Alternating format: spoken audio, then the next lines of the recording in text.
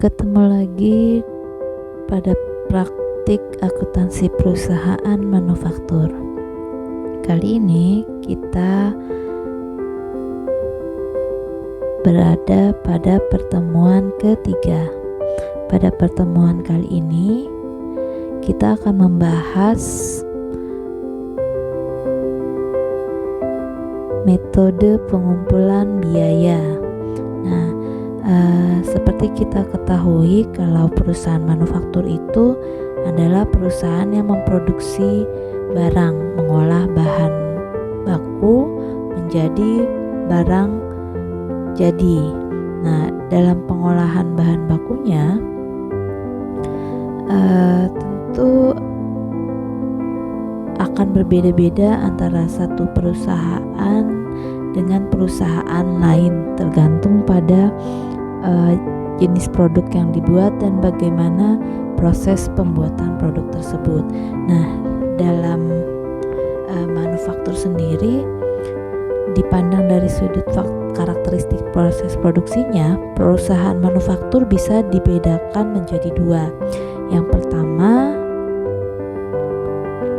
adalah perusahaan yang membuat lebih dari satu jenis. Nah, perusahaan yang membuat barang lebih dari satu jenis ini biasanya setiap jenis atau unit barang yang dibuat mempunyai ciri-ciri atau identitas tersendiri yang berbeda dengan identitas jenis atau unit barang lainnya. Contohnya seperti perusahaan mebel. Perusahaan mebel itu kan membuat furniture ya. Furniture ada meja, ada lemari, ada kursi. Nah, meja, kursi, lemari yang dibuat itu juga pasti memiliki model-model yang berbeda.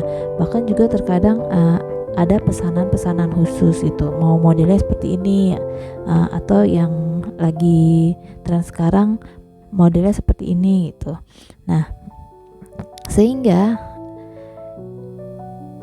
karena bentuknya saja sudah beda, maka biaya produksi untuk setiap jenis barang yang dibuat pastinya juga akan berbeda dengan biaya produksi barang jenis lainnya. Jadi biaya produksi untuk memproduksi satu unit meja pasti berbeda dengan biaya produksi untuk memproduksi satu unit kursi. Nah, metode pengumpulan biayanya yang diterapkan dalam perusahaan ini disebut dengan metode harga pokok pesanan atau job order costing. Karena biasanya pada perusahaan-perusahaan seperti ini dia lebih banyak menerima atau membuat produk berdasarkan pesanan yang diterima. Nah, perusahaan yang kedua adalah perusahaan yang membuat satu jenis barang. Nah, perusahaan yang membuat satu jenis barang biasanya barangnya diproduksi secara massal atau secara banyak, sehingga produk yang dihasilkan merupakan produk standar yang mempunyai bentuk, ukuran, dan kualitas yang sama. Contohnya aja mie instan yang biasa kalian makan. Nah, mie instan yang biasa kalian makan itu bentuknya kan sama, ukurannya sama, beratnya sama. Nah, mie instan itu diproduksi secara massal, jadi sekali produksi banyak kuantitas yang dihasilkan tuh. Kemudian harga pokok setiap unit yang dihasilkan juga akan sama. Nah, kamu kalau beli mie instan pasti harga jualnya itu relatif sama. Misalkan di toko A dia jual harganya 3.000, di toko B juga jual harga 3.000, ya paling beda-beda sedikit gitu. Itu kan tergantung dari laba yang diambil, tapi harga pokok yang timbul dari produksi barang itu pasti sama itu. Nah, kemudian metode pengumpulan biaya yang diterapkan disebut dengan metode harga pokok proses atau proses costing.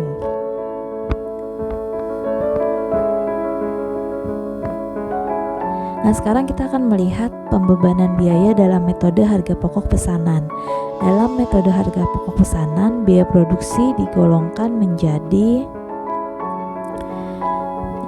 dua, yaitu biaya produksi langsung.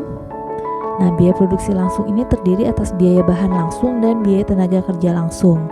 Biaya bahan langsung dan biaya tenaga kerja langsung yang dibebankan kepada produk adalah yang sesungguhnya terjadi untuk pembuatan produk yang bersangkutan.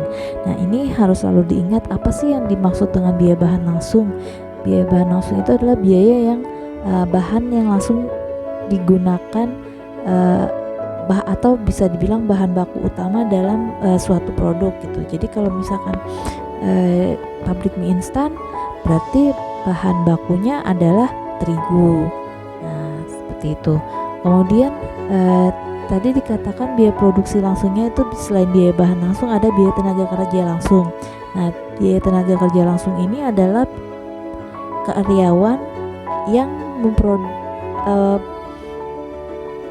terlibat langsung dalam kegiatan proses produksi.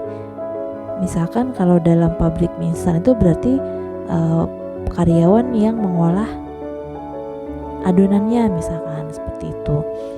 Nah, kemudian selain biaya produksi langsung ada juga yang digolongkan sebagai biaya produksi tidak langsung. Nah, biaya produksi tidak langsung ini terdiri atas biaya-biaya produksi selain biaya bahan langsung dan biaya tenaga kerja langsung.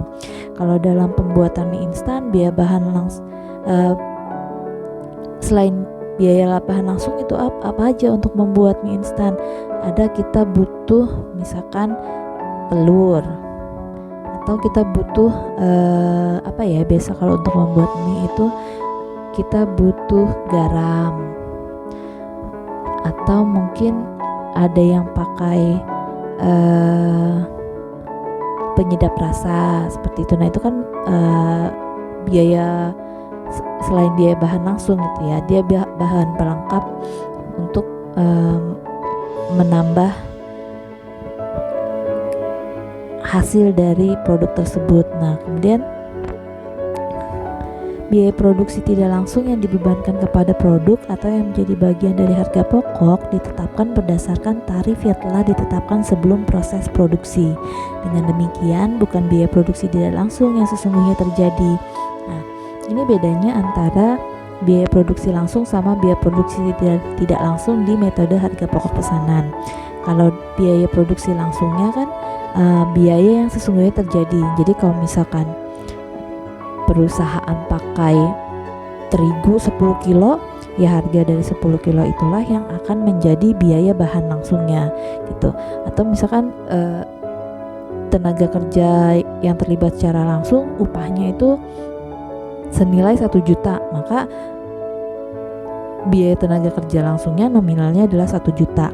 Nah, tapi berbeda untuk biaya produksi tidak langsungnya. Misalkan yang di biaya produksi tidak langsung itu contohnya misalkan garam tadi kan, untuk bahan pembantunya itu garam. Siapa sih yang bisa menaksir harga garam yang dipakai? Misalkan cuman dari satu bungkus yang dipakai cuman sesendok teh gitu kan ya, itu akan sangat sulit untuk menentukan harga dari satu sendok teh gitu. Nah, makanya untuk biaya produksi tidak langsung di dalam metode harga pokok pesanan itu yang dipakai dalam penghitungannya adalah berdasarkan tarif. Jadi ada namanya nanti biaya overhead pabrik dibebankan. Nah, jadi bukan yang sesungguhnya terjadi. Jadi misalkan sesungguhnya terjadi itu maksudnya apa sih? Kita beli garam nih, harganya satu bungkus 3.000. Nah, itu adalah biaya yang sesungguhnya terjadi. Tapi kan yang dimasukkan ke dalam proses penghitungan biaya produksi bukan yang 3.000 tadi, tapi berdasarkan tarif yang sudah ditentukan di awal itu sebelum proses produksi. Nah, misalkan dalam satu kali produksi itu membutuhkan garam senilai misal Rp500. Nah, tarif itulah yang akan dipakai dalam penghitungan biaya produksi tadi. Nah, berdasarkan pembebanan biaya tadi, kita bisa menyimpulkan ciri-ciri pengumpulan biaya produksi dalam metode harga pokok pesanan. Yang pertama, biaya produksi digolongkan menjadi 2 golongan, yaitu biaya produksi langsung yang terdiri dari biaya bahan langsung dan biaya tenaga kerja langsung, dan biaya produksi tidak langsung. Nah, ini adalah biaya-biaya selain biaya bahan langsung dan biaya tenaga kerja langsung. Kemudian biaya produksi dikumpulkan untuk setiap produk pesanan secara tersendiri. Nah, jadi kalau di metode harga pokok pesanan, perusahaan yang menerapkan itu dia akan punya kartu harga pokok produksi untuk setiap unit barang yang diproduksi gitu. Jadi setiap unit produksi barang pasti biaya produksinya itu beda-beda. Kemudian harga pokok produk setiap pesanan dihitung pada saat produk pesanan yang bersangkutan selesai diproses. Nah, harga pokok produk dihitung atas dasar data biaya produksi yang tercatat dalam kartu harga pokok produk yang bersangkutan. Nah, jadi kalau dalam metode harga pokok pesanan, kita baru bisa tahu berapa harga pokok produk yang diolah itu nanti pada saat produknya itu selesai dibuat gitu. Jadi berapa sih harga satu unit mejanya, harga pokoknya ya, harga pokok produknya berapa sih gitu. Nah, itu kita cuma baru bisa tahu secara pastinya, secara realnya nanti setelah barangnya diselesaikan gitu.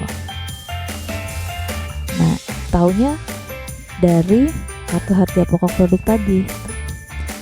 Nah, sekarang yang kedua, pembebanan biaya dalam metode harga pokok proses. Nah, yang menggunakan metode harga pokok proses ini adalah perusahaan yang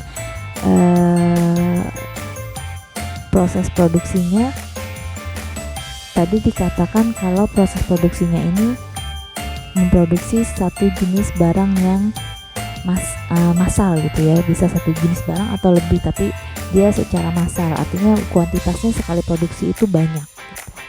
Nah, dalam metode harga pokok proses ini biaya produksinya digolongkan menjadi yang pertama biaya bahan. Biaya bahan ini dipisahkan menjadi biaya bahan baku dan biaya bahan penolong. Kalau tadi di metode harga pokok pesanan, biaya bahan itu disebut biaya bahan langsung ya. Jadi ada pemisahan antara biaya bahan langsung dan biaya bahan penolong. Sementara kalau di metode harga pokok proses ini tidak ada pemisahan. Maksud tidak ada pemisahan itu dijadikan dalam satu akun gitu, biaya bahan. Nah, biaya bahan penolong tidak dikelompokkan ke dalam biaya overhead pabrik. Nah, beda kan kalau tadi di metode harga pokok proses, biaya bahan penolong ini dikelompokkan ke dalam biaya overhead pabrik gitu. Nah, kalau di metode harga pokok proses ini malah dikelompokkannya ke dalam biaya bahan. Nah, karena disebutkan dalam metode harga pokok proses ini tidak ada pemisahan antara bahan langsung dan bahan tidak langsung. Kemudian biaya yang kedua adalah biaya tenaga kerja. Pada metode harga pokok proses juga tidak ada pemisahan antara biaya tenaga kerja langsung dengan biaya tenaga kerja tak langsung.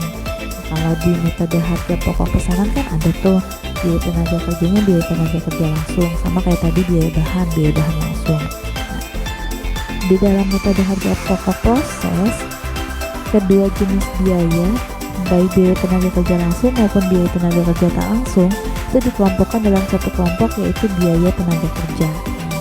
Jadi kelihatan ya bedanya gitu antara biaya metode harga pokok proses dengan metode harga pokok pesanan. Yang ketiga adalah biaya produksi tak langsung atau biaya overhead pabrik. Dalam metode harga pokok proses ini, biaya overhead pabrik adalah biaya produksi selain biaya bahan dan biaya tenaga kerja, baik yang langsung maupun tak langsung. Contohnya, biaya tenaga listrik, biaya asuransi gedung pabrik dan mesin-mesin, biaya reparasi dan pemeliharaan mesin, biaya perlengkapan pabrik, biaya penyusutan mesin, biaya penyusutan gedung pabrik.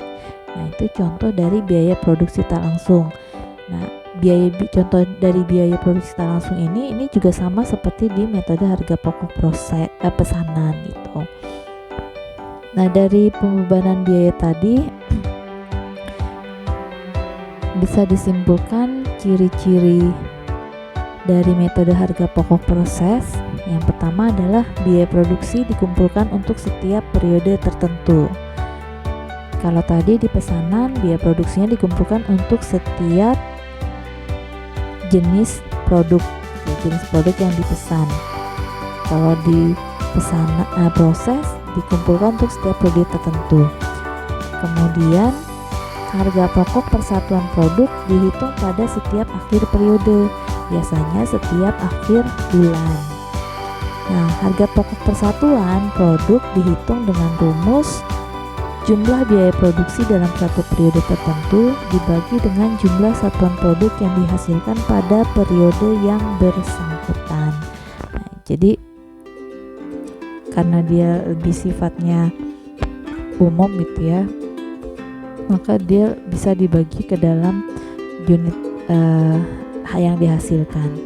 Nah, sampai di sini dulu pertemuan kita kali ini. Kita akan lanjut pada pertemuan berikutnya.